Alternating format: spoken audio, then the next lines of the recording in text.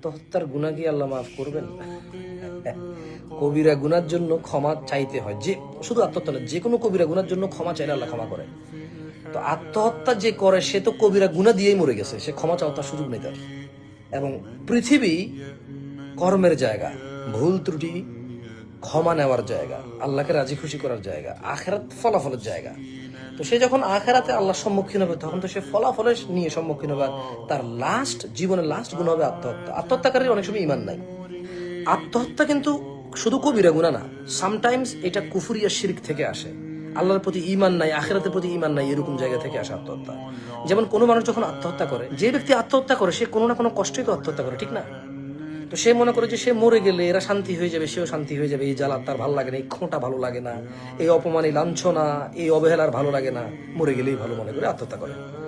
তার মানে কি, সে তো নিশ্চিত সে মারা গেলে তার কষ্ট শেষ।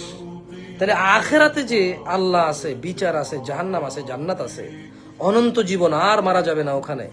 অসফল হইলে চিরস্থায়ী জাহান্নামী, সফল হলে চিরস্থায়ী জান্নাতি। তাহলে ওইটা তার তো বিলিভ নাই।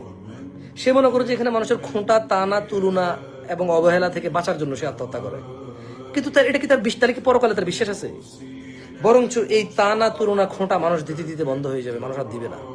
সে নিজের এই দুর্বল জায়গাকে কাজকর্ম করে, সে পরিশ্রম করে, সে ভালো কাজ করে, সে সবর করে, সুন্দর আচরণে একসময় সে সবার প্রিয় হওয়ার সম্ভাবনা আছে দুনিয়াতে। কিন্তু মরে গেলে তার কোনো সম্ভাবনা নাই নিজেকে কারেক্ট করার, নিজেকে যারা ভুল বুঝতেছে নিজেকে সঠিক প্রমাণ করার, যারা দুঃখ বেদনা দিচ্ছে তাদের কাছে উন্নত হওয়ার, তাদের দুঃখ তাদেরকে এড়িয়ে গিয়ে নিজেকে এস্টাবলিশ করার তার কোনো সুযোগ নেই মরে গেলে। আর মৃত্যু তো অনিবার্য, আসবে, কেউ চাইলেও বাঁচতে পারবে না। আত্মহত্যাকারী কিন্তু বেশিরভাগ সময়, অনেক সময় কিন্তু কাফের এবং মুশরিক বলেও গণ্য হয়। আমি আবারও বলি, আত্মহত্যাকারীর ঈমান নিয়ে কিন্তু কোয়েশ্চেন, অনেক বড় কোয়েশ্চেন আছে এটা। কারণ আত্মহত্যাকারী মানে সে দুনিয়ার মনে করে যে সে মরে গেলে বেঁচে গেছে, কিন্তু সে তো এটা কি সে অস্বীকার করতে পারবে কোনো আত্মহত্যাকারী যে সে মরবে না? আরে সে যদি বাঁচার চেষ্টা করে তারপরে তো তার মৃত্যু তার কাছে আসবে। তাহলে এমন একটা কাজ সে কেন করতে যাচ্ছে যেটা সে অনিবার্য? নবী রাসূলদের উপরে আসছে, পৃথিবীর সকল কিছুর উপরে আসছে, গরু, ছাগল, হাঁস, মুরগি, জিন, ভূত, মানুষ, পশু, পাখি, এমন কিছু আছে যেটা মরে না। তাহলে মৃত্যু তো নিশ্চিত হয়েই যাবে, সে না চাইলেও হবে। তাইলে সে এটাতে কেন ফোর্স করবে, কেন চেষ্টা করবে এটাতে? সে যদি পুরো পৃথিবীর সবাই মিলে যদি চেষ্টা করে কেউ বাঁচতে বা বাঁচাইতে, সে পারবে না। তাহলে মৃত্যু হচ্ছে নিশ্চিত। সো আত্মহত্যাকারীর বিষয়ে অনেক বড় কোয়েশ্চেন আছে কিন্তু, যে আত্মহত্যাকারী যে আত্মহত্যা করে তা কিন্তু মানে আখেরাত, মানে এই যে আত্মহত্যা কবিরা গুনাহ, সে আর আল্লাহর কাছে মাপ চাইতে পারবে না।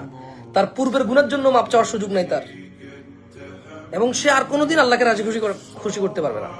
এবং তার লাস্ট কর্মই হচ্ছে গুনাহ, বড় গুনাহ।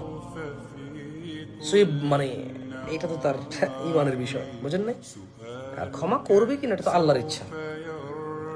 তবে সে আত্মহত্যা করলে একবারে কিয়ামত, বিচারের দিন পর্যন্ত শাস্তি পেতেই থাকবে। এখানে কোনো অপশন নাই, কোনো অপশন নাই তার শাস্তি মাপের, পেতেই থাকবে যতটুকু হাদিস কোরআন বলে আর কি। তারপর আল্লাহর ইচ্ছা।